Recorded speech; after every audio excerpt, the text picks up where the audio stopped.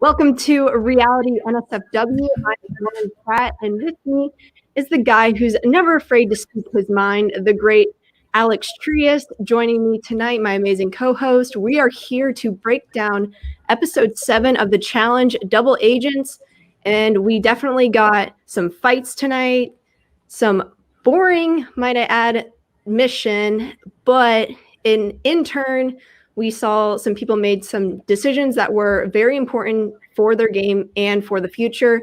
Alex, how are you feeling about the episode? I'm feeling great. As you can see, I'm also a double agent. You can get this shirt at johnnyfairplay.com, shameless plug. But I enjoyed the episode. Yeah, the mission wasn't great, but if you are a true fan of the challenge, you understand that the actual challenge of it all is a very small portion of what the overall show is about. And we got a whole lot of what the show's about, and that's that drama and politicking. We got so much drama tonight, and it wasn't just Josh. You had a little bit of Fessy, you had Teresa in there, you had Devin in there. So it was not just the Josh show tonight. It had a little bit of everyone, and it was pretty entertaining, especially because there's a lot of on the line because they're coming down to the wire. And as TJ said, half the gold skulls are now gone. So people know that they need to go in and start fighting for those, or even taking out someone that already has a gold skull. Absolutely. As we see tonight, someone made a very good choice. Yes, but we will definitely get there. So last week, Jay and Teresa took their shot to either get out Ashley or Cam. They got what they wanted. Ashley went home. However, doesn't mean that there's not going to be repercussions, and we fully saw that as they re-entered into the house after that elimination. Yeah, you get more of the airing of grievances here. A lot of people sort of targeting it at Jay. I think it's more just because everyone knows it's going to be a guy's day. Like everyone's like, okay, Teresa shade, but like Jay, you went along with it. And if we're boys, as Corey, Leroy, and Kyle all say, you should have at least given us the common courtesy of saying, hey, this is what's going to happen. And Jay's like, I get it. I get why everyone's mad. But I ain't apologizing for fucking nothing. At least Jay owned it. And he wasn't afraid to say that I'm not apologizing. It is what it is. It happened. However, in that moment, Jay does have to realize Teresa kind of screwed him over. Yeah. Like, and you hear it later in the episode where he's like, I'm happy to have a partner like Teresa who's willing to go all out to try to protect me, but please stop. It ain't working. Might I also add, at the beginning, Teresa is talking about how she thinks Jay needs to lay low. And Teresa does the furthest thing from laying low throughout this episode. And I found that absolutely hysterical because she completely contradicted herself. Yeah, well, we're people. And in a society, you know, with all these people, we're all hypocritical. We say what other people need to do, but then we don't practice what we preach. We're all guilty of it. Teresa just so happens to be highlighted this episode in particular on not taking your own advice.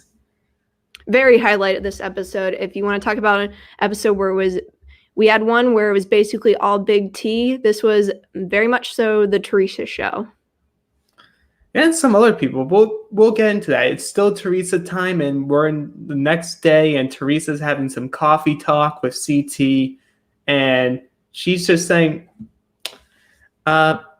we should get Darrell out. I'm here to just throw things up. I want to throw out big players.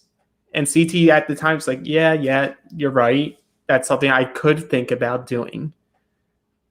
I respect the move of wanting to pitch a strong player's name out, but I don't know if CT would be the correct person to do so, because we know in past seasons that CT is not afraid to go and tell people what other people have said about them, stir the pot, get people on his side. And at the beginning of this game, CT really didn't have anyone that was with him. And now he's starting to create allies because he can go to people and say, guess what? I heard your name. I'm not the one that said your name. Let me help you out in this game.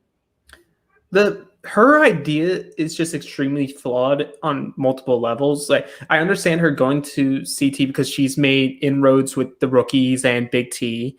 And CT's partnered with Big T. So maybe she's like, well, if I pitch this, maybe he can bring it to Big T and get stuff going. But you're also targeting the male partner of someone that you say you wanted to be aligned with in Amber B. So you're sort of screwing your alliance just to save yourself. Right. And the thing about being in the challenge house, you have to be super careful with who you talk to because anything that you say can get back to somebody else. So you have to go about it in a subtle way where you're able to cover your own tracks if the information does indeed get leaked.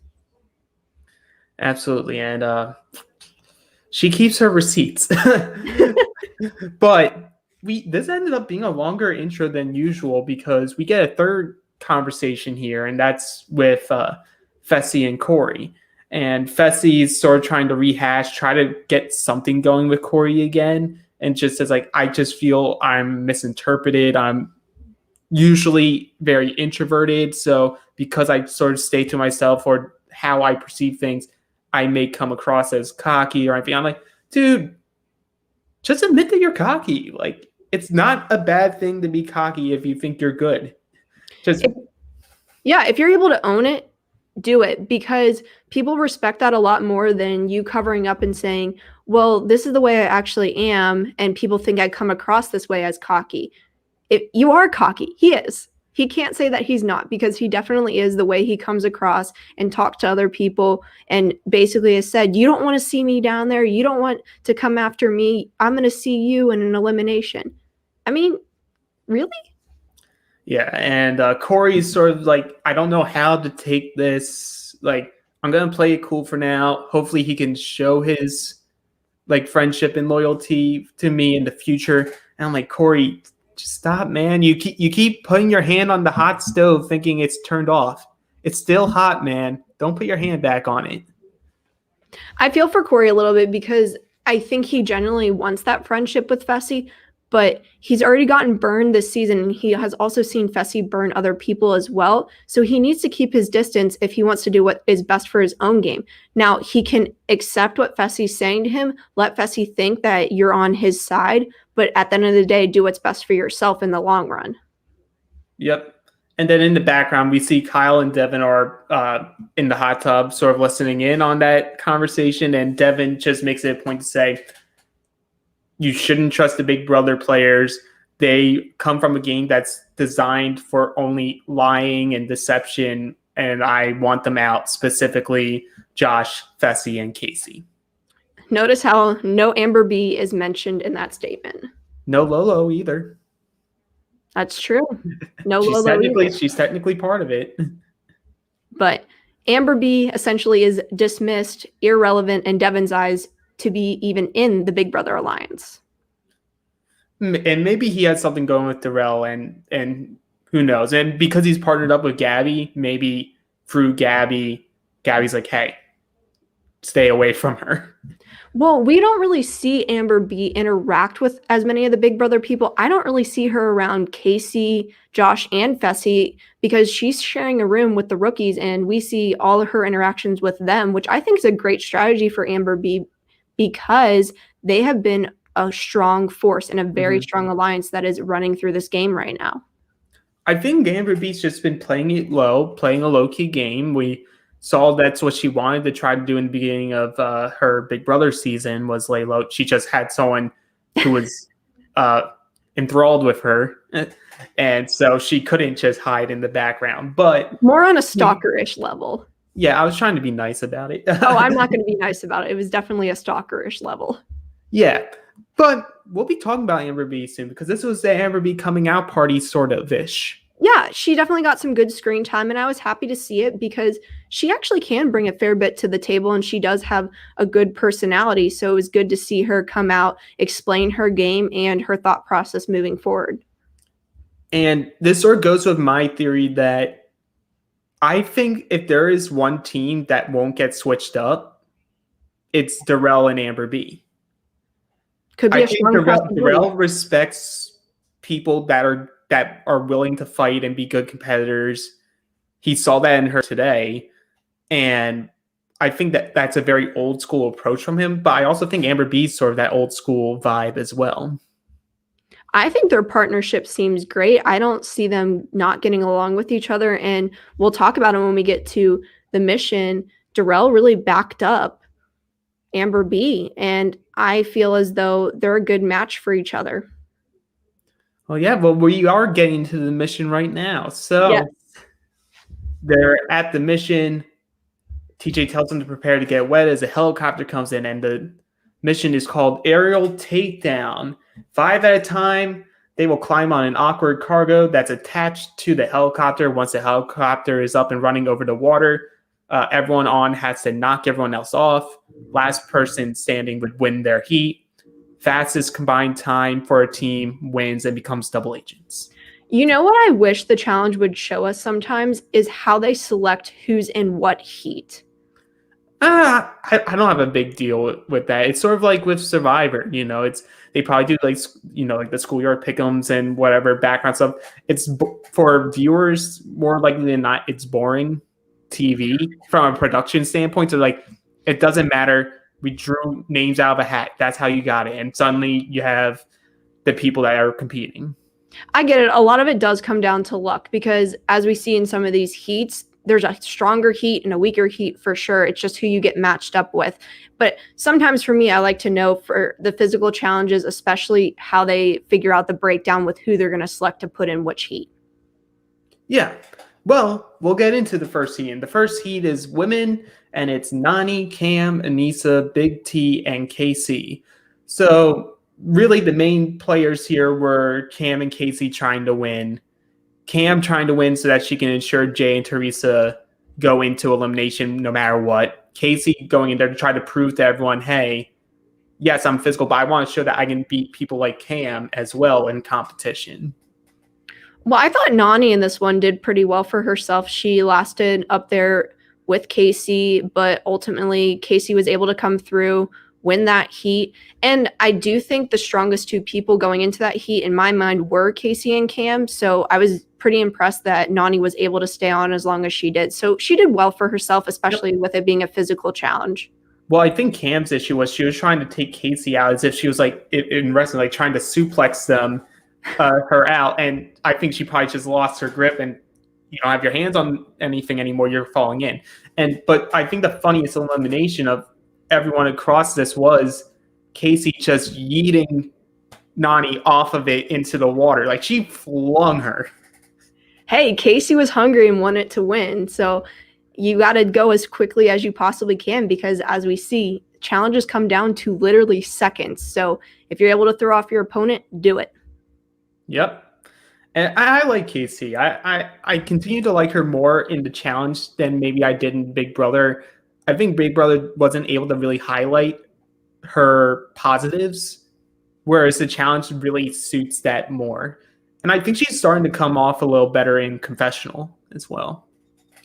I think the more times that you are in front of the camera, you get better at doing your confessionals. She's such a mellow person, and I think the way she's able to interact with people is excellent in a challenge format. You have to have somewhat of a social game, and she is very, very likable. So I think we're going to continue to see more of Casey in these challenges in the future because she's someone that is physical, has a good social game, and is likable. Yes, she's not going to bring you the drama, but we don't need drama-heavy people all across the board. You have to have some people that play the game, such as Casey.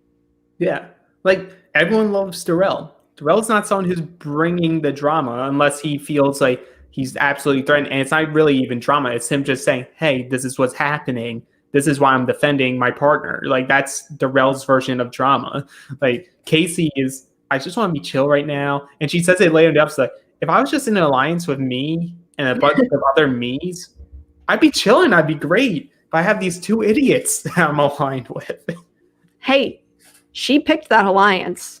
That's her fault. She picked. I hope she like looks back on that and be like, okay, I can be aligned with them, but let me put some other chips on the table for me as well.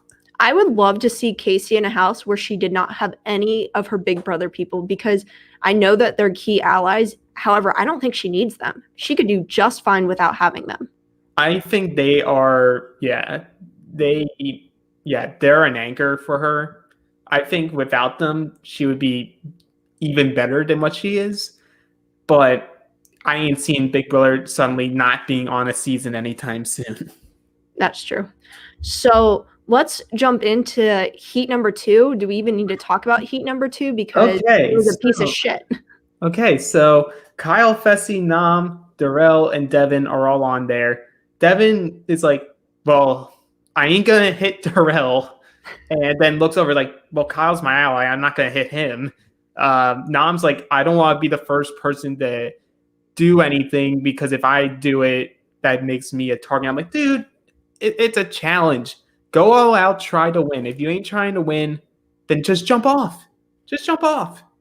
They might have all have just said 1, 2, 3, jump. And I wish they would have done that and someone would have stayed on because I would have died laughing. But they disqualify. They're irrelevant. It sucked. Boring TV. I was pissed off as a viewer. Yeah, I was pissed too. As Big T says later in the after the mission, all the men were an embarrassment for men, and I couldn't have agreed more. Because like if it was me, and in there, even if I was like the smallest person, which I would be on these types of shows, I'm like, I would at least try to do something, even if I tried it and then Darrell just yeets me, like, okay, goodbye. I'm like, okay, well, I tried at least. Give it a go. You're out there. This might be the only time you ever get to experience swinging from a helicopter trying to kick people off. Have a fun time with it, even if you know that you're going to suck. Just don't stand there and just wait to be disqualified, because you have got to know in the back of your mind, TJ does not respect that shit at all. So don't do it. Yeah, he definitely shows that he does not respect that at all. But we get into the other semi-competent heat, and that was the women of Teresa, Lolo, Amber M, Amber B, and Gabby. Beforehand, Teresa is saying that she feels she needs to win in order to protect Jay. So she's trying to convince all the rookies, like, hey, just throw it to me. None of you guys will be in trouble. It's guys' elimination day anyway. Just let me protect my partner. And she's like, I just don't think they get it. I don't think they're smart enough to understand.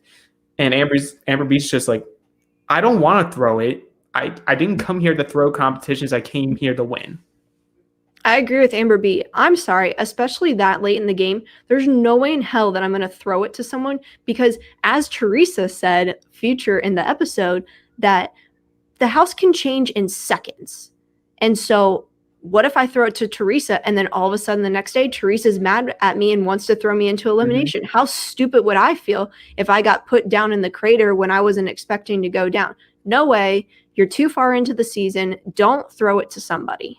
Well, especially because Amber B, we find out later in the episode, but Amber B suddenly is like, I'm hearing Darrell's name. I don't want people messing with my partner, so I need to go and try to win this to protect him. And Teresa's the one that said Darrell's name. Crazy enough, huh? Oh, how did that? Well, she didn't remember doing it for a time. She conveniently forgot about it. But we end up, all the other girls, Teresa sort of just flings the other three girls out, but Amber B hangs in there. And thank God she did for what the outcome is at the end. Yeah, Amber B gave it a great go. I was happy for her. We got to see a little bit of her strength. Same thing with Nani. In the physical challenges, you don't know how good some people are going to be, but they stepped up, held their own against, I think, pretty strong competitors, and they lasted as long as they could. Amber B gets tossed into the water. Teresa wins that heat, and then we move on to the final men's heat. Which you had two people at least attempting to do something with Leroy and Jay going at each other, but Michi falls, so I guess he did something. Did Michi just fall, or did he get knocked off? No, Michi just fell. Okay, I was going to say, I don't know really what Michi was doing. I think he just couldn't hang on. Yeah, we didn't see Josh at all, so we assume Josh is just standing there, and CT's like, man, I expected myself to get on here. It'd be like an action movie. I'd be like a superhero just fighting. I'm like, nah, it's cold. I feel awkward here. I don't want to get wet. I'm just going to lay here. Disaster. Disappointing. Disaster all around for the men. Yep. But we get done. Teresa's mad at Amber B because she didn't bow down to her. Get over yourself. Who cares? Listen, I guarantee if Amber B came to Teresa with that strategy, no way Teresa would have went with it, because she would have said, guess what? I have a target on my back now because of what happened in the previous episode.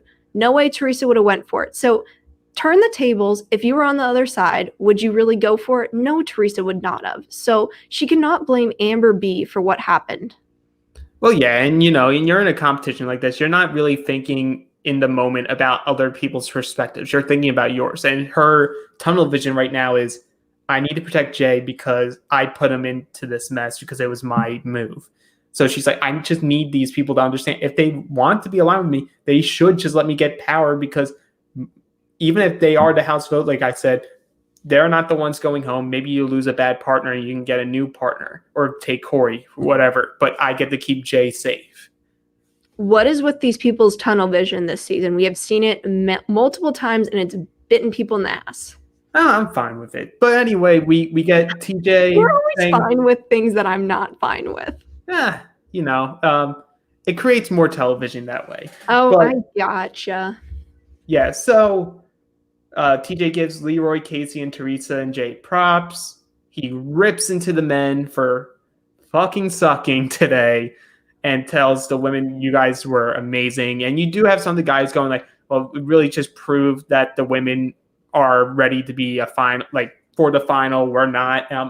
And part of me is like, I don't even need to hear that. Like, if you're a true challenge fan, you know the strength of the women on these casts. Whilst we did have some dips at point in past seasons, like the women make it or break a season for me. Yeah, absolutely. I think this female cast has been fantastic. I think they got way more hits than misses with this cast in general.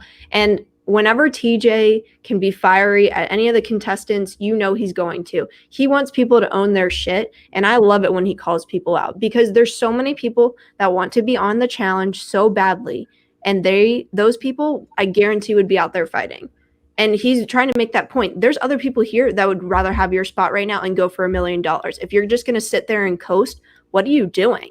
You're not here for the money. You're not here to clearly win, so don't even show up, is basically TJ's point.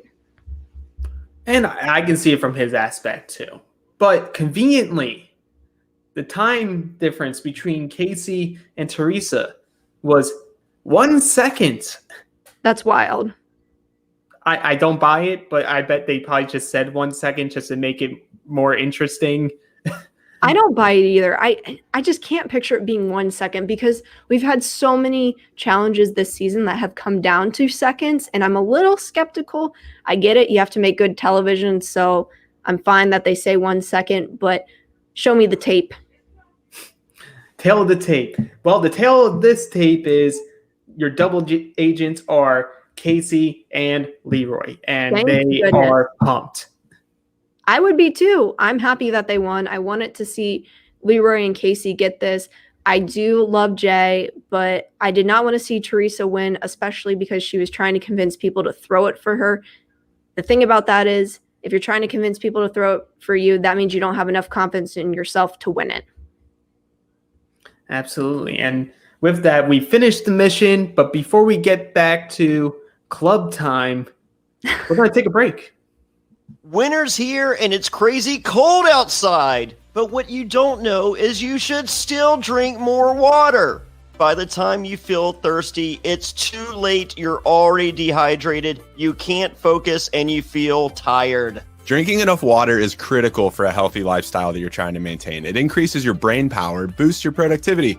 It can prevent headaches and it'll increase your focus. Not only that, it improves your skin and mood, and it can help with your digestion and give you energy. Wow, it also prevents bad breath and can help you lose weight. But how much water should you drink each day? 10 cups? A gallon? The good news is that it doesn't have to be so complicated. That's why I start my day with Hydrant, because Hydrant helps you hydrate faster. Hydrant has created a refreshing electrolyte powder that you mix directly into water to more efficiently and effectively hydrate your body. It hydrates you quickly and keeps you going for longer. Each rapid hydration mix has the 4 essential electrolytes that your body needs: sodium, potassium, magnesium, and zinc, and it packs a punch to help your body hydrate fast and stay hydrated.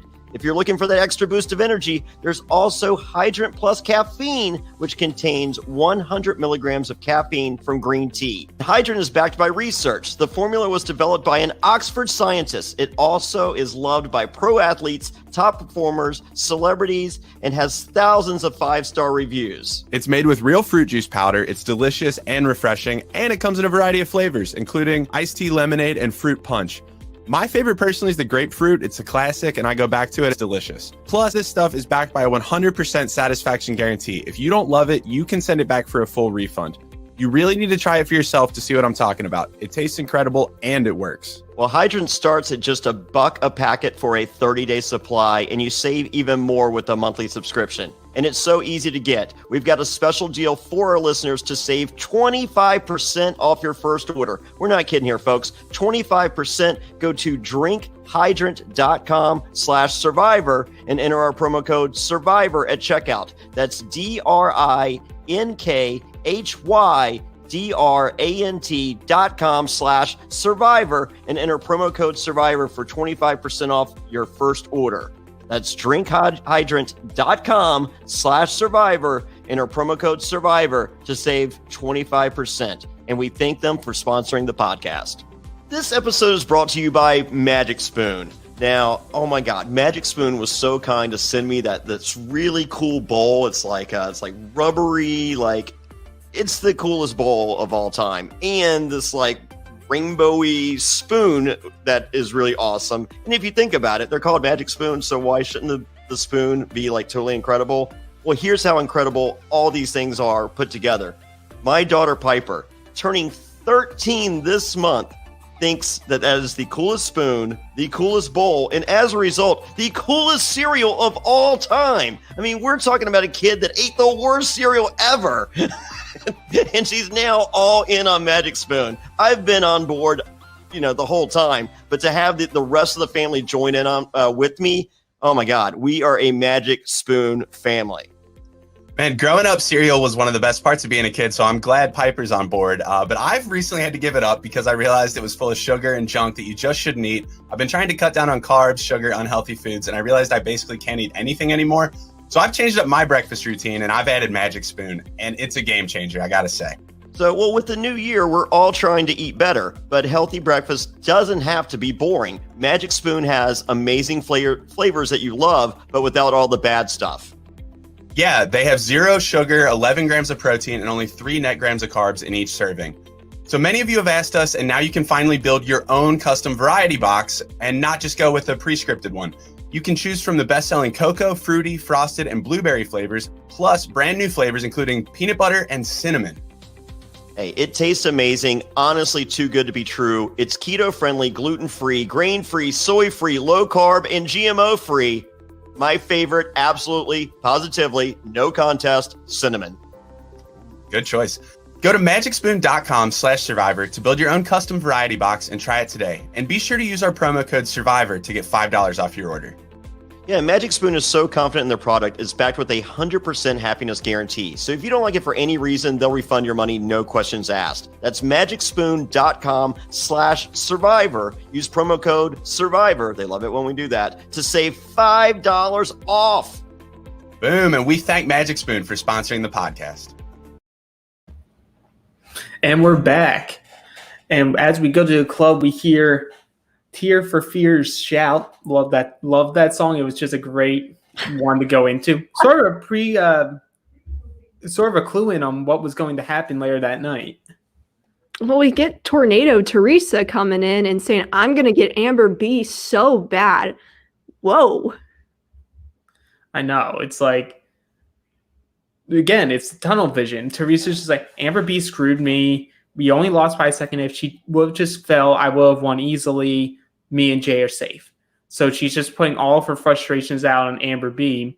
But Amber B sort of confronts her and goes, hey, you said that you were targeting Darrell. And Darrell comes to her and says that too. And Teresa's just like, that was not me. I don't know who you're talking about. It's like that meme of Mariah Carey. I don't know who that is. That's not me. No, here's the issue.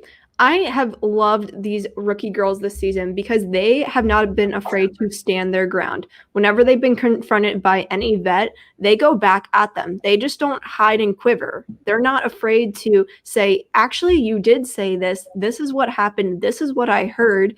And Amber B just tells Teresa how it is. Yeah, and I love how after they Teresa just barges away from them. Now he's like, "Oh, what happened?" Amber B's just like, what? It's all whatever. Let's drink, and they just take a drink. And Nani's like, "Cheers." Well, we do see beforehand that Nani did give like the first like real confessional for Amber B that wasn't her partner, saying like Amber B is good, like she's fun. I like being around her. I think she can be very good at this game. So maybe I'm reading too much into it, but I feel like you wouldn't just throw that out there for no reason. Well, I think it's good that we're hearing people say good things about Amber B because, as we've seen, she hasn't been the star in many of these episodes at all, which means she has to be doing something somewhat right because she's able to integrate herself with so many different people, therefore making her likable, and she has people that are on her side. Look, Nani's hanging out with Amber B. Nani wasn't with Teresa after that situation. She was with Amber B. Yep, absolutely. And then we get into the fun part of the night. Devin and Kyle decide they want to poke the bear and get Fessy riled up. How have people not learned that when Devin starts poking at you, just let him say what he wants to say. Don't go back at him because Devin does not quit. If you just come across as you're not annoyed and it's not phasing you, eventually Devin's going to stop because he knows he's not getting to you. But we have people like Fessy and Josh, and if someone's coming at Josh, Josh has no way to settle down or even walk away from a situation. So Devin just does his Devin thing. What makes it worse is they know it's happening, but because of alcohol and stuff like that, they just can't help but react because, it's that person who's pestering you. It's like when you have that little kid and they go, I'm not touching you. I'm not touching you. And they just keep doing that over and over again. And it feels like it's forever. Then finally you just snap. That's sort of that's what Devin is. Devin is the little kid going, I'm not touching you. Well, because Devin realizes if someone snaps so bad, they can get removed from the challenge house. And we've seen it on multiple seasons where people just lose their shit and their mind just suddenly is mush and they hit someone or they go off on someone and get in a big altercation. And all of a sudden they're no longer there, which means you lose your shot at the $1 million. And really, you're going to go out on a fight? Come on now. Well, I feel, and we'll probably hear about it tomorrow on Jonny's podcast, I feel like this was even more of Jonny seeing his fake son in Devin, just trying to rile someone up to the point where they'll hit him and then be removed from the game. Yeah, absolutely. I agree with you right on that one. But the best part for me was when it was Fessy versus Devin versus Kyle. And then we see Josh as the person who's trying to calm Fessy down. Josh would be the last person I would want to calm me down because he can't even think rationally for himself. No, and you see it immediately after. He comes walking in, and only thing that Devin says is, we don't want you here, Josh. You were mean to me. And he throws a drink at Kyle. It's every time, basically, that when they come back from the club. Josh, go to bed. Like, honestly, I want to know what went through Josh's head there in the minutes from I'm calming Fessy down, I'm saying what the situation is, he's just trying to rile you up, to walking in, Devin makes one remark, and Josh goes, nope, my turn to freak out. I'm going to throw drinks, and then I'm going to warn him that I'm going to get violent in 3 seconds, and then actually push him, which in older seasons, especially if it was women who did that, Joshua had been immediately removed from the game. Yeah, in that instance, did you think he was going to get removed? Because it was questionable for me. I wasn't sure because we have seen in the past, as you said, that people get removed for those type of altercations. My only issue with the situation is Josh even warned that he was going to do it. Yeah, it was premeditated. My issue is I don't think a push should remove someone from a game. I think if it goes farther than a push and it becomes a punch or a more of a fight, because you know Devin's not going to do it. Devin's not going to fight. Devin's going to instigate you to fight him, and he will take the punches because he knows what's going to happen next. He's not the one going home. That's the thing. Devin plays the game that he knows how to play. He plays it very smartly. He knows if I can get under people's skins, that's the way I have to go about it, because he even said it in there. He knows he's a layup, but he says Josh fails to realize that Josh is even more of a layup than Devin. And I loved that statement because in my mind, it is so true. That was a quote of the night for me. Mm-hmm. Outside of Teresa's, one day in the challenge house is basically a year. Yeah. And then you see like the aftermath. Kyle's still like pissed. And he's like, oh, I really just want to punch his face in. And CT goes, hey, you can't do that. Josh is a man child. So if you want to do it, go ahead. And Kyle's like, no, I agree with CT. He's like, no shit. Go to bed.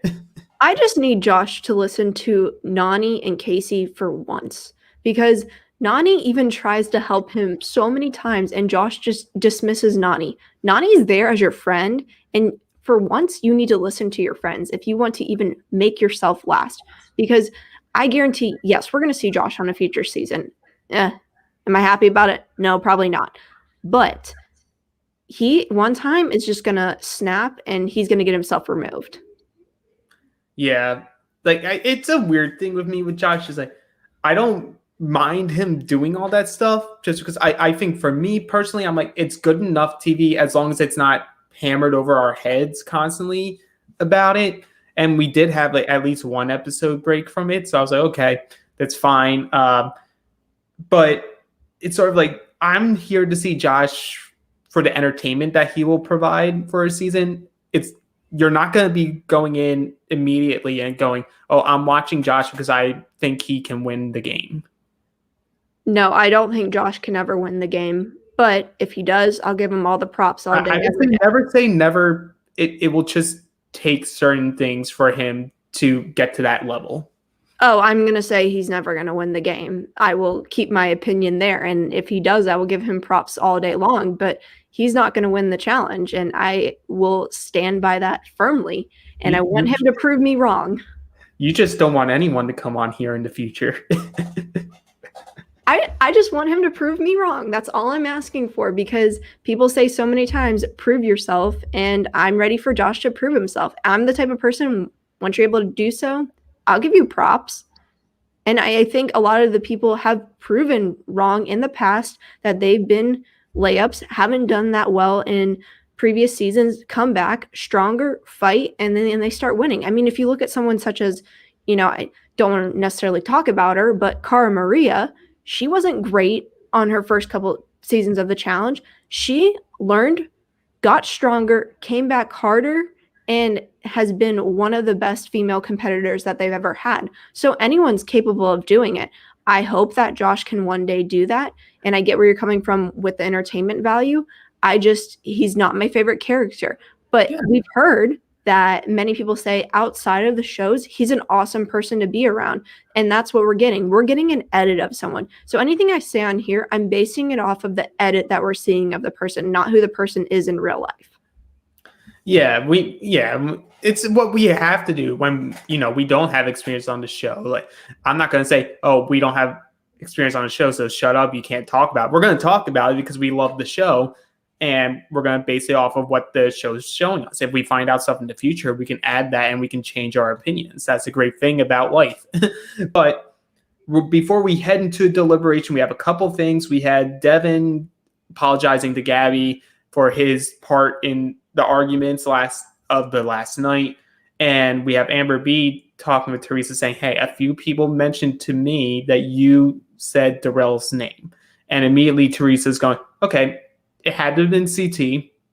So I'm going to throw him under the bus.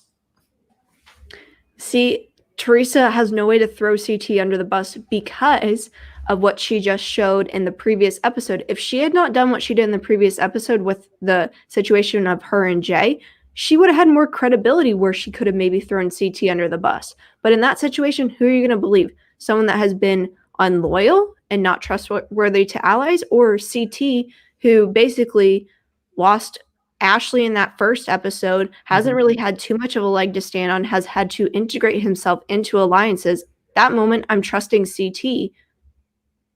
Yeah. Like you do have Anissa comment about how like CT is sneaky too. He just has this way of going about it where he's able to convince you that it had nothing to do with him. So I think there's something to that we'll see later on. But we head into deliberation, and we sort of have multiple segments. This may have been one of the longer deliberations. Mm-hmm. We had a lot of people speak. Because you start off with Devin apologizing again and pretty much jokingly going, "Oh, don't throw me in, guys." He always has to add that little joke there at the end. And I will say, I think we talked about this in the previous episode with Gabby being partners with Devin. She knows that she has somewhat of an uphill battle in the sense that Devin's very outspoken and Gabby's not, in which I thought Gabby would be really good at helping balance Devin out. However, we did not really clearly see that in this episode because Gabby, was she part of the scene when Devin was going off and creating that drama, or was she like not? If she wasn't on camera. Okay, because I didn't notice her there, and I don't know if Gabby is someone that could step in there and say, "Hey, Devin, let's go chill out and go somewhere else, not instigate here." I don't know if she has that power and control where she could do that with Devin. And we see her say in the comment, like when they're at the club, about when she was like sort of observing Teresa and going, "It's amazing just how quickly one action can cause the whole house to go against you." And she's sort of like complaining in the DR about, "Oh man, I might go down there and it's not even my fault." And in my mind, I'm going, well, if you don't like Devin as a partner, you shouldn't have a problem with him going down. You know, it's a guy's day. And worst case scenario, Devin goes home and you get Corey. It's a true statement. What did you think, though, of Anissa kind of stepping in when Fessy was getting all wild up? Because with Anissa, and as I just said with the comparison with Gabby, Anissa is someone that is able to go in there because she doesn't give two shits. She knows I need him as a partner to help my game be better. Yeah, I think Anissa did what she usually does, and she tries to calm things down. Like she's usually the mediator. She's usually somewhere in the fight, whether it's her fighting or her trying to break it apart, especially when it becomes something involving her partner. Hey, props to her that she's never afraid to step in there and defend her partner. I give her all the credit for that. Mm-hmm. Yeah, and we see that with Teresa because Jay tries to save himself here, but you'd see everyone like sort of just stonewalling him like, "No, you're going in. It's the price you have to pay. You're going in." And Teresa immediately tries to save him by throwing CT under the bus. CT immediately goes, I may or may not have said that. I don't know. But I'm going to just discredit her and then fade back into the background. He did exactly what he needed to do. He discredited Teresa. People believed CT. Now, here's the deal. Teresa did bring up Darrell's name first, but CT also added in there, yeah, Darrell's not someone I would want to see at the end. Teresa instigated it. CT agreed. CT spun it, used it against Teresa. Great game move. Yeah, but like CT even said in his confessional, you always just agree, you nod your head, you say yes, and then you lie and backstab. So that's what you do. Then we get Darrell and Cam start throwing their names in here, and Darrell's throwing shade at Teresa for like, well, at least they didn't try to have everyone throw the comp for you. And Cam's just like, hey, you threw me in. It was blindside. It's your turn. You want us to go down there and get it. Has no one realized that anytime you screw Cam and or Leroy over, they're coming for you and they have numbers in the house. So it's not just you're coming after them. They have all their other alliance members that are going to be on their side and vote to get you out. And the thing with Teresa is I had really high hopes for her. I actually think that she's a very strong competitor. I just think that her politics so far this season have not been the strongest as they have been for her in the past. Yeah. Absolutely. But with the Cam and Leroy connections, they have connections, but we still haven't seen a fully structured thing of who's aligned with who, because when we see the votes for Teresa and Jay are primarily the rookies. And then you had Devin, CT, and Kyle in there, and Cam. Yeah, and then you had the Big Brother people going after Devin and Gabby there. and their partners. Yeah. Yeah. So I don't think anyone burned a vote on that one. I think it was either they voted for Devin and Gabby I believe there was 12 votes for Jay and Teresa. Leroy and Casey obviously couldn't vote. So that means there was 7 votes out there for Gabby and Devin. Yeah, so it makes sense. Yeah.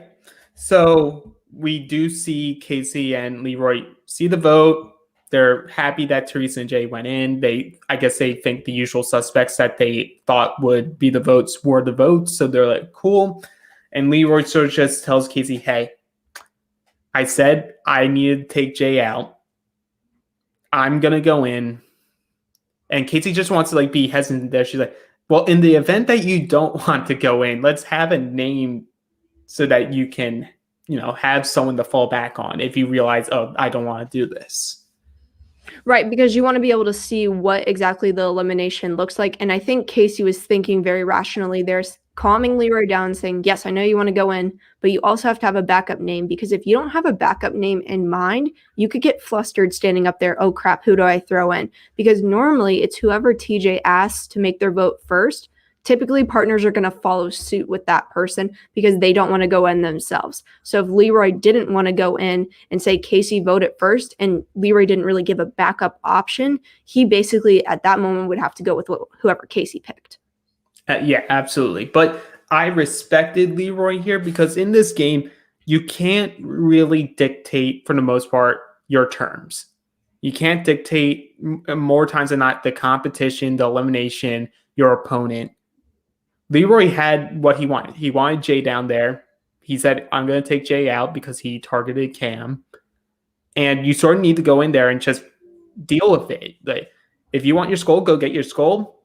If it's a competition you're not suited for, then it's a competition you're not suited for. But you need to take the gamble sometimes. And I think he's the first double agent to actually, at least for the men, to put themselves down there. Yeah, he is the first one. I don't think anyone else has done it this season off of my memory. If I'm wrong, well, too bad. Someone can let me know. Yeah, so I know TJ was a fan of that. So we know the votes, but they say the backup name is Nam. Lolo gives Nam the heads up that it's Nam. And it's sort of just because Nam's there. They don't really know what he's doing or his intentions in the game, outside of winning, of course. But Nam doesn't want to go in. Nam's really good friends with Jay, so it would really suck. Well, that's the thing with them having the backup being Nam. You're putting two friends against each other, and we've seen that already with Anissa and Tori. Smart move. Put friends against each other because if one of them goes, they have one less ally that's on their side. I do wonder how Nam would have done in this elimination. Because we saw how fast Jay was moving. I don't know if Nam beats him. I don't know. Nam's a beast, though. So he was on Beastmaster, so it makes sense. Good point. Yeah. Love the sarcasm. Well, it wasn't sorry. It's legit. I watched his I know episode. I know it's legit, but still. It was the only episode of Beastmaster I watched. But we now are heading to the crater. It's time for elimination. But TJ's got some announcements. I loved this announcement so much. And he basically comes at everyone and says, any of the guys that did not try in this past challenge, your vote does not count.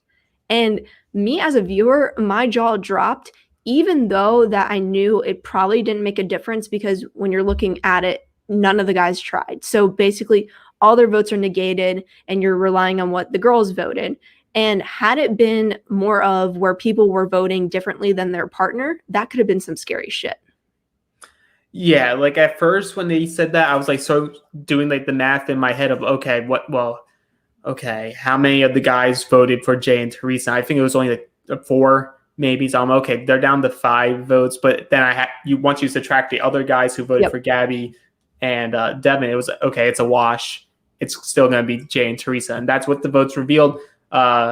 We also get another announcement due to Josh's pushing and everything that happened last night. That's their only and final warning on physical altercations at the house headquarters. And if anyone does that again, they will be removed from the game. And when TJ says a final warning, he is not lying. No, he isn't. So Jay and Teresa are down there, and he asks Leroy, "What do you want to do, my friend?" And Leroy goes, "I want to get my gold skull today, buddy." And he said it with confidence. Love it. Yeah. You have to respect it. TJ respects it. Mm-hmm. You have Cam out there, like she wants him to get a skull, but she's also nervous, like, well, what happens if he goes home? What happens if he loses? He's my rock. What's gonna happen? We see a familiar elimination.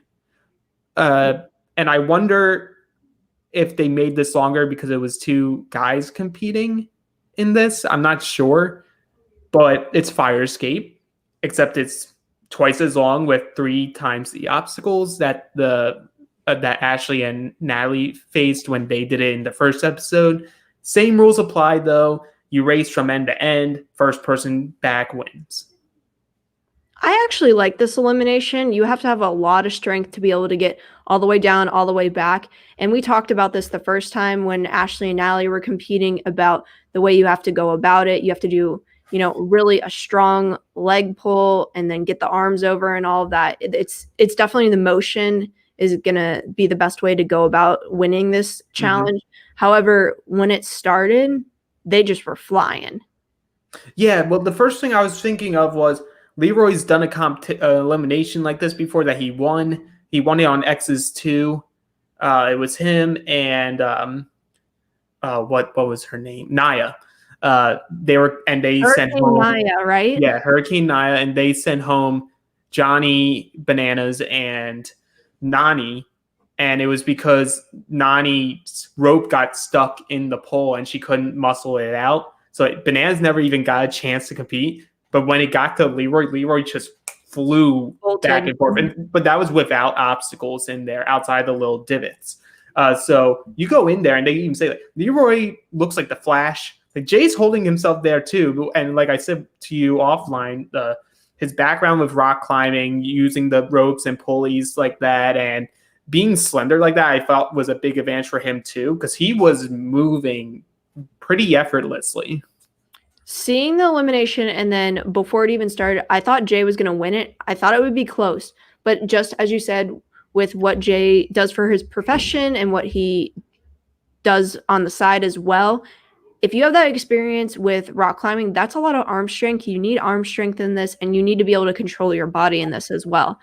And right when it started, they both took off. There was nobody that was slacking. And TJ even said how quick this went. Yeah, well, like he said, Leroy's one of the fastest people to do it. And you saw how he was moving, and it was impressive. Just like with someone of his size and build to be just firing off there like it was nothing. Like the first way through, the obstacles didn't hinder him at all. He just kept going through as if it wasn't there. He had a little trouble on the last one, but he obviously had enough time to get over it and win. And Leroy gets his gold skull.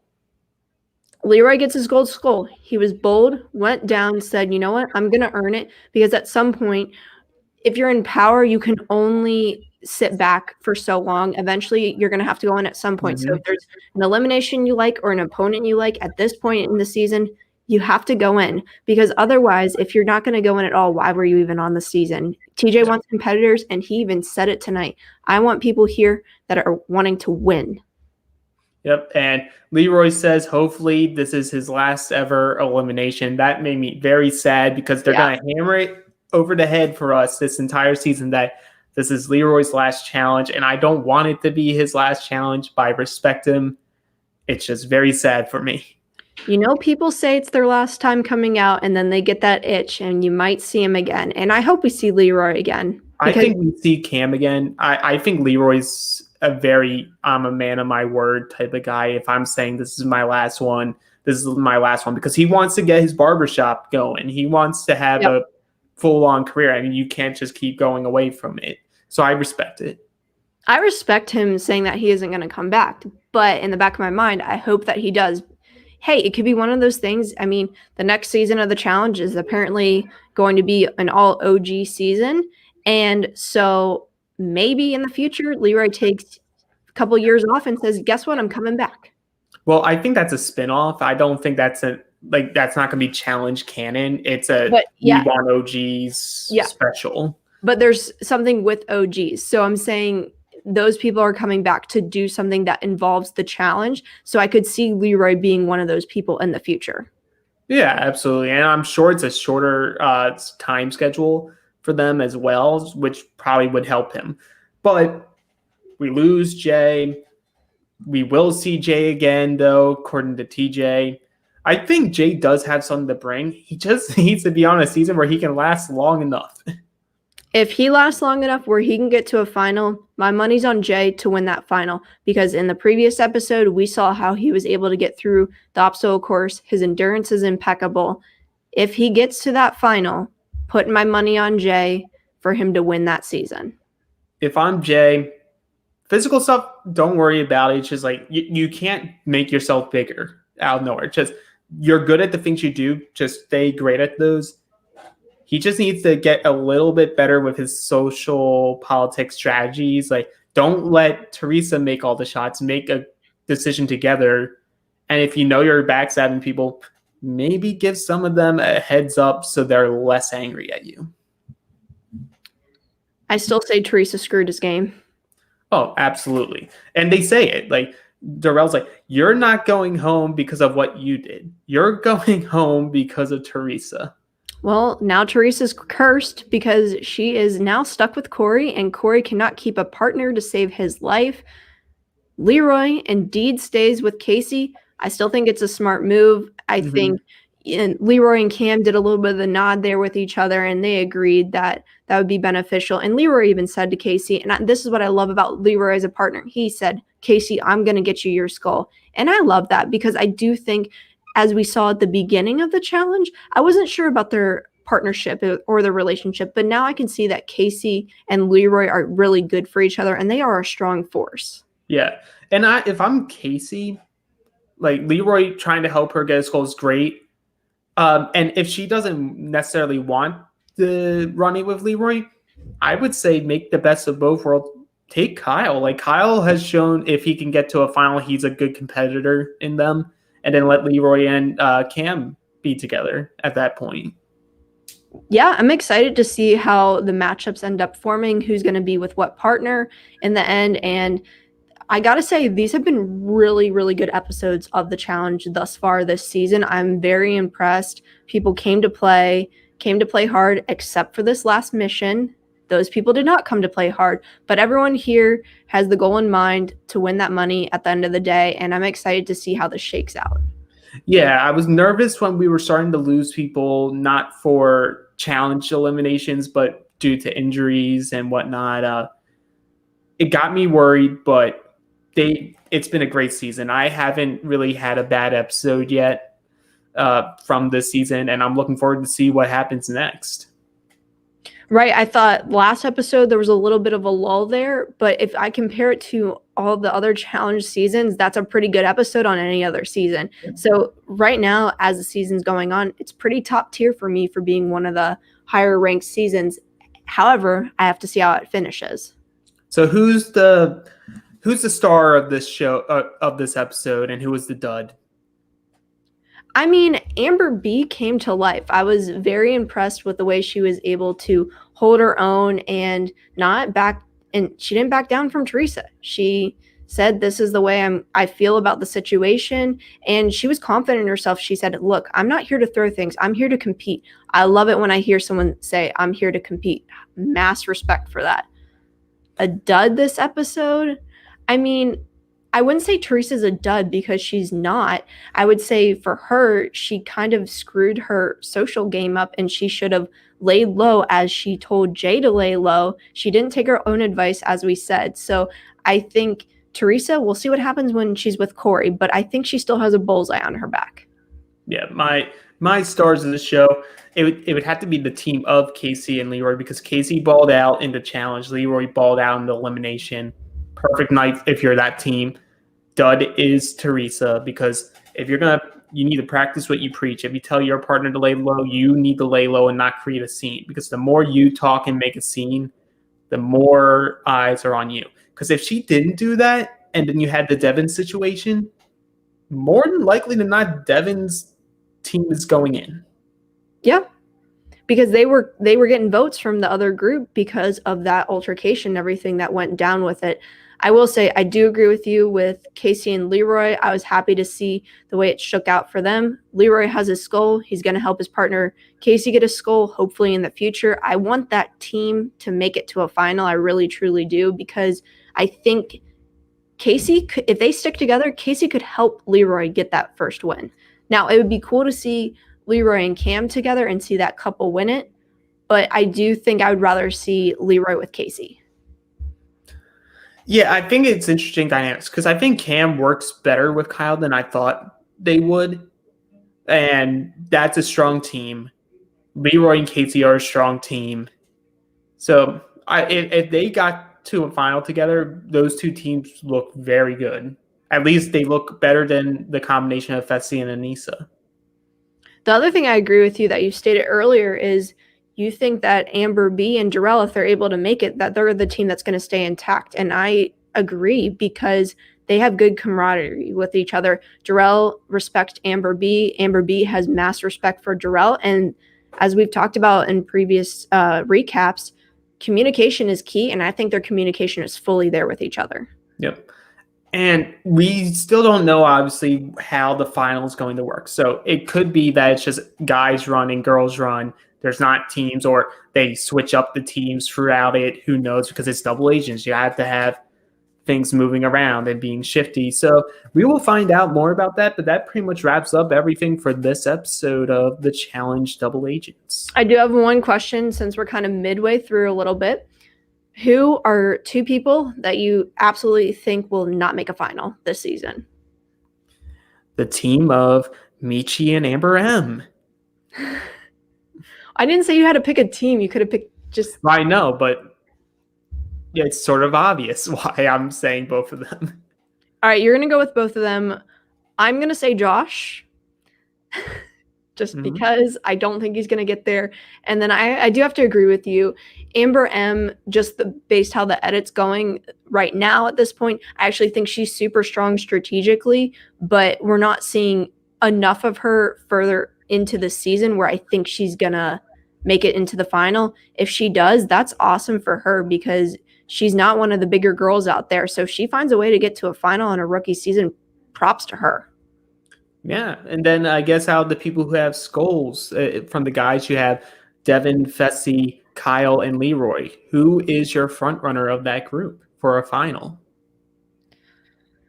It pains me to say it, but I do think Fessy is going to end up getting to that final because I don't think anyone's going to want to go into an elimination to steal his skull. I think that people are going to let him get to that final and they're not going to go in and try and steal it from him. Yeah, but my question wasn't who gets to the final. I said of those guys who would be able to win it. Of those three? Of those four. There's four of them now? Yeah, there's 4 guys, 2 girls. I would still say Fessy. See, I will disagree, and it's solely based off last season. If this final has anything to do with height in terms of altitude, Fessy ain't winning. Fessy will gas out because he is a bigger guy. And I thought maybe he would try to lean himself out a little more because he would still have enough muscle. He has not leaned himself out. So if this is on a mountain and you're running up a mountain, he is not going to win. But we don't know what the dynamic of the final is. So that's why I'm going to pick Fessy. I think the next person in line at this point would be Leroy. I don't see Kyle and I don't see Devin, unfortunately, winning the final if they are able to get there. So my favorite at the moment is Leroy, but my dark horse is Kyle because Kyle's always counted out. And in both the finals that he ran, he was runner-ups when he was expected to be last. Yeah, as I said, we'll see. I like making predictions, but as much as I hate to say it, I think Fessy in that group might be the front runner with Leroy quickly behind him. If I'm ranking it fully, I have Fessy, Leroy, Kyle, then Devin. For the girls, who do you have? Well, the only people who have it are Cam and Anissa right now. So Cam, and it's not close. Do you Sorry, think they're both Anissa. going to make it, though? Do you think they'll both make it to the final? I think Cam will. I don't think there's people that will want to mess with Cam. I think Cam's solid, good to go. She's going to make it into that final. I think anyone who she goes against, she has a strong possibility to win it for any of the girls that could potentially get a skull and get into that final. Anissa, I don't know. I can't. Depending on, I think people will go after her and try and steal her skull because, as you just said, no one's going to really want to mess with Cam. Yeah, and that's what happened last season with Anissa, and I don't know. It's like it's really going to be a gut thing with them at the end game because if you're a competitor, you want Anissa at the end at the moment because you are currently doubting her abilities to actually be able to run in a final. So you want her there to be an anchor for someone else so that you and your partner can go forward. I do want to see Anissa, though, get a shot in the final. I know she wants to be able to prove herself, and I want to see that happen for her because so many people have doubted her. And if she's able to get there and prove everyone wrong, hats off to her because she deserves it. And if she, for some reason, wins, I know for a fact I don't think she'll come back because she'll be like, I'm done. I won. I'm happy. Well, she may even be on this OG season for all we know somehow while still being a competitor. That's true. She could have won this season and then all of a sudden be going to do the OG thing. And I would be fine with that. I think Anissa is great. I'm happy that she currently has a skull, and I'm excited to see what goes down for the rest of the season. And with that, I think we have come to the conclusion of this episode, Lauren. Yes. Thank you guys so much for joining us tonight on Reality NSFW. Be sure to join Jonny, Zack, and Marie Roda tomorrow night for the Expert podcast. Marie, Jonny, and Zack have been amazing so far this season. They're very funny, and it's a good time to watch them live. And sometimes they have a special guest on with them. So be sure to check them out tomorrow night live. And if you like what we did here, please click the subscribe button for Reality NSFW's YouTube channel and click the bell for notifications so that you can be aware of whenever new content's being put out, and hit the like button for this video so that you can show us that you enjoyed what we just rambled on about for an hour. And if you want to be more involved, become a patron for Reality NSFW. You'll be able to join the secret Facebook page where there's more content. Jonny, Matt, and Zack do a reality show of Australian Survivor, which is great, and they do a Q&A with all their patrons. And last weekend, we did a patron game night where Jonny and Matt Bischoff came and played games with some of the patrons. And after that, they shared some behind-the-scenes information about Survivor, and it was a lot of fun. And if you are interested in any of that, be sure to come and check us out. And with that, we're out. Now that the holidays are over, it's all too common to set health goals that never actually stick. New Year's resolutions of the past, we're looking at you. And when it comes to eating better and consuming less sugar, let's be honest, most healthy snacks don't taste very good. They don't fill you up, and they certainly don't satisfy your cravings. This episode is sponsored by Monk Pack, who makes snacks that taste like our favorite sugary treats, but with less than 1 gram of sugar. Monk Pack Keto Nut and Seed Bars contain less than 1 gram of sugar, 2 to 3 grams of net carbs, and they're only 150 calories. They're great for anyone following a keto lifestyle and the perfect snack for anyone who is trying to eat better or cut back on sugar and carbs without sacrificing taste. Yeah, that's so true. I'm personally not a keto eater, but I love these nut and seed bars. I try to have one of these always on me for a snack because I'm usually trying to train for a new running distance I'm trying to hit. I think 2021 is going to be the year for my first full marathon, and I think Monk Pack Keto Nut and Seed Bars are going to help me get there because they're giving me the energy I need and the nutrition I need to make those health goals possible. Wow. Monk Pack Keto Nut and Seed Bars have the perfect balance of sweet and salty, a crunch from whole nuts and seeds, but still manage to be soft and chewy. How do they do it? They come in delicious flavors like sea salt dark chocolate, pecan almond, and my favorite, no contest, love these so much, game changers if you will, the peanut butter dark chocolate. So good. They're perfect for a quick snack to satisfy your sweet tooth without any guilt. Enjoy Monk Pack Keto Nut and Seed Bars as a quick breakfast while running errands or after a workout. In addition to being keto-friendly, these bars are gluten-free, plant-based, and non-GMO. So with no soy, trans fat, sugar alcohols, or artificial flavors. They really taste incredible, and you can't beat the low sugar nutrition or taste they provide. And by shopping online, you can avoid another trip to the grocery store by getting Monk Pack delivered right to your door. Try it for yourself and see. And we have a special deal for our listeners. Get 20% off your first purchase of any Monk Pack product by visiting monkpack.com and entering promo code SURVIVOR at checkout. And Monk Pack is so confident in their product, it's backed by a 100% satisfaction guarantee. So if you don't like it for any reason, they'll exchange the product or refund your money, whichever you prefer. So to get started, just go to monkpack.com, that's monkpack.com, and select any product, and then use promo code SURVIVOR, they love it when we do that, at checkout to save 20% off your purchase. Monk Pack, delicious, nutritious foods you can count on, and we thank them for sponsoring the Reality NSFW podcast. Any fool can climb a wall or crawl through sand, but as every fan knows, Survivor challenges are won or lost at the puzzle. The most successful players are puzzle masters, and you can be one too. Fairplay, Perplexers Puzzles creates handmade miniature replicas of many of Survivor's greatest and most challenging puzzles. Find out if you have what it takes by visiting the Perplexers Puzzle store on Etsy or simply visiting survivorpuzzle.com.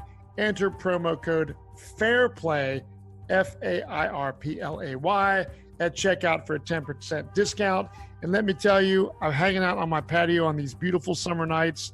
I have Zack Hacker coming over to my house, and we did the fire puzzle, the season 40 puzzle. I got the tree puzzle, and Zack was like, dude, these things are fucking awesome. So if you are a fan of Survivor, as Zack is, and I know he has a true, authentic Survivor puzzle that I have personally done, these Perplexers puzzles are the real deal.